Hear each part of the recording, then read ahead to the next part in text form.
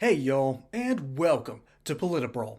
My name is Brian, and Scott Jennings is once again out there on CNN trying to remind these panelists that the world is not coming to an end and the people Trump is appointing are actually going to be good at their jobs. But before we dive in, I want to give a quick shout out to our great sponsors over at Colonial Metals Group. Even though Trump won the election, you still need to protect your wealth with gold and other precious metals, and that's exactly what Colonial Metals Group can do for you. Now, let's dive in.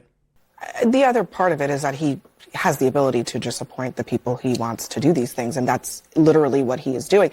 I hear what you're saying, but it's also, there's nothing secretive about what's happening here. He's just putting the people. Not at all. Does anyone have confidence in the current leadership of the Pentagon and the way the defense situation has been operating for the last several years? I mean, from the Afghanistan pullout, which was an extreme debacle for which no one was held accountable.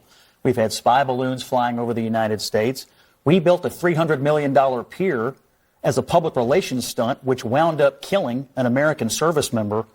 I'd say I've had just about enough of the so-called insiders running the Defense Department. I think we ought to give Pete Hegseth a chance because he's got two insiders. All the criticism of him is that he's not the expected Washington pick. And I'm just saying to you that the American people just voted against the expected Washington pick. So he's got 20 years in service, Afghanistan, Iraq, 2 Bronze Stars, Princeton, Harvard. Yeah, he's on TV, but so are the rest of us.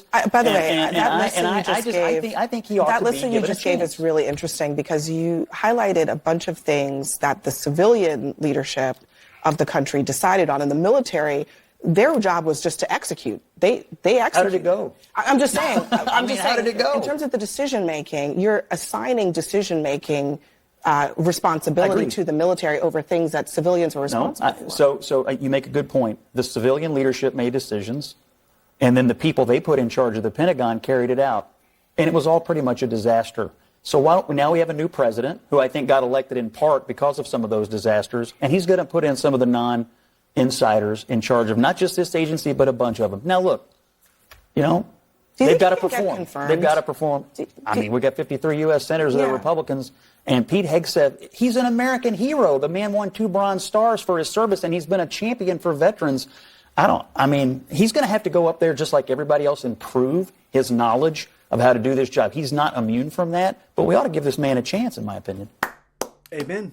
Amen, Scott. Give him a chance. And you shouldn't just give him a chance because he's Trump's pick. No. Here's a good reason right here. I'm pulling up the wrong thing. There we go. There's Wikipedia, and we all know we can trust Wikipedia. But in order to sway the minds and make sure that the people on CNN aren't freaking out too much, Pete Hegseth actually knows what he's doing, and he's going to undo a lot of problematic things that have been plaguing our military. For instance, this man has he initially served in the National Guard in Minnesota. Funny.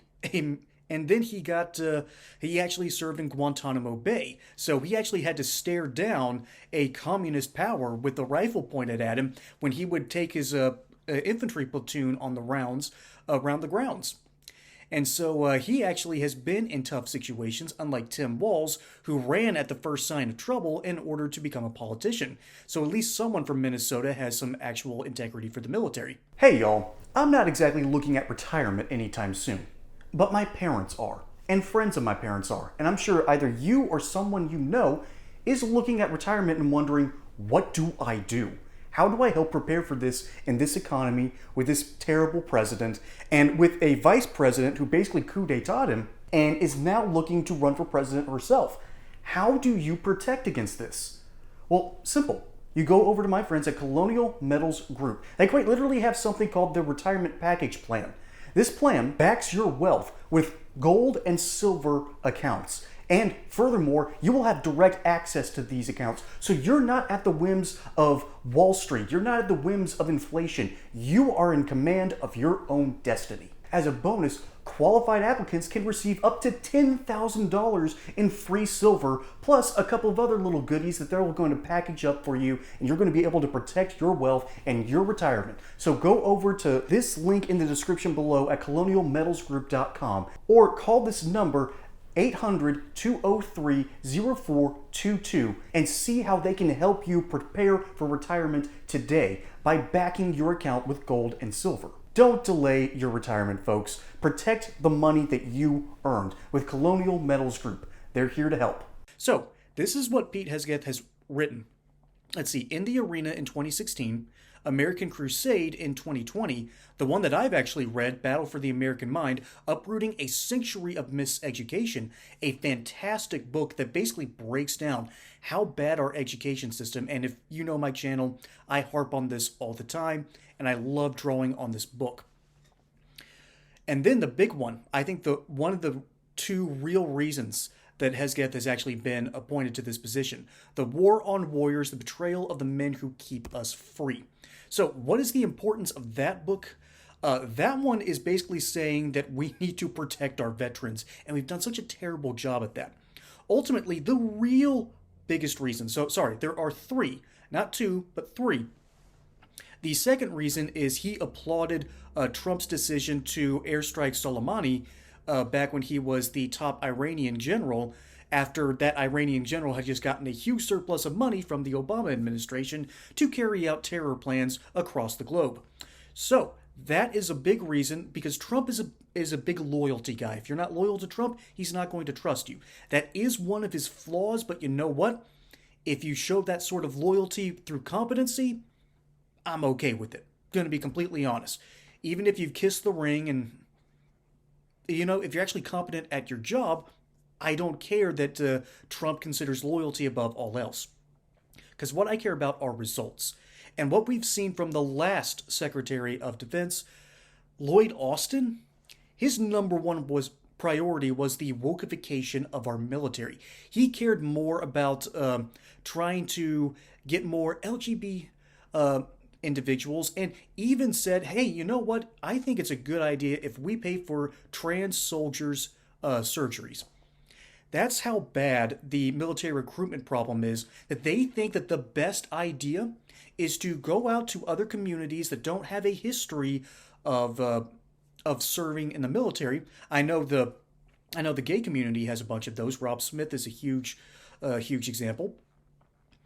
And to cater to a group that's not typically the kind that goes into the military. Instead of, going into the hills and hollers of North Georgia or going out into California, Texas, the places where people, and when I say California, I'm talking about the mountain region, I'm talking about the Central Valley, I'm talking about Bakersfield, I'm talking about that region of California where there's still some patriotism left. And that's where the military will draw on the majority of its people, because we have a volunteer military.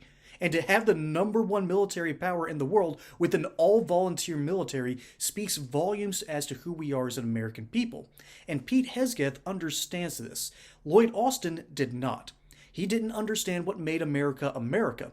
And for instance, I love quoting Patton in that great opening speech in the movie. He goes, Americans love an underdog. Essentially, I'm paraphrasing, but the Americans will not tolerate a loser.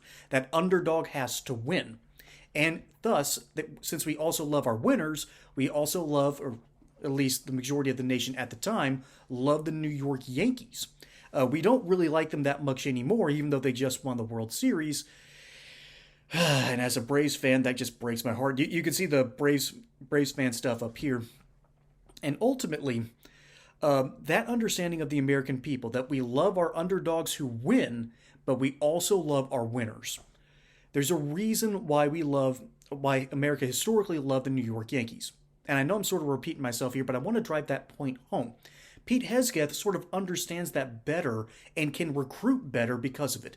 And thus, because he's also worked in a couple of administrations, he has done work with multiple think tanks. The man has served in the military. He has the intellectual prowess. He has written about some of our problems, and he has praised Trump at the right places. No wonder he has gotten in office, and no wonder that the lefties on CNN are starting to freak out, because they know that Trump's new picks are way more competent, have a way better history, and will actually start implementing the very things that will ultimately make America great again. And that terrifies these people. And Scott Jennings is just out there reminding them, hey, remember how bad things were under the Biden administration? Remember how they botched Afghanistan? Yeah, we probably need some new blood and some new ways of thinking, or else we're going to continue to get the problems that we've had for the past 4 years. And we've known how bad things were then. Imagine how better things can be if we get some actual competency and some fresh blood to clean out the problems and clean out the gutters and clean out the pipes that can make the sludge moving again, especially in the Pentagon. This is a fantastic pick, and I am here for it. Scott Jennings, keep on doing the Lord's work. And Pete Hegseth, good luck to you. Folks, my name is Brian. Hope you enjoyed that segment here on Political Brawl. Don't forget to like and subscribe. Catch you on the next one. And until then, y'all have a good one.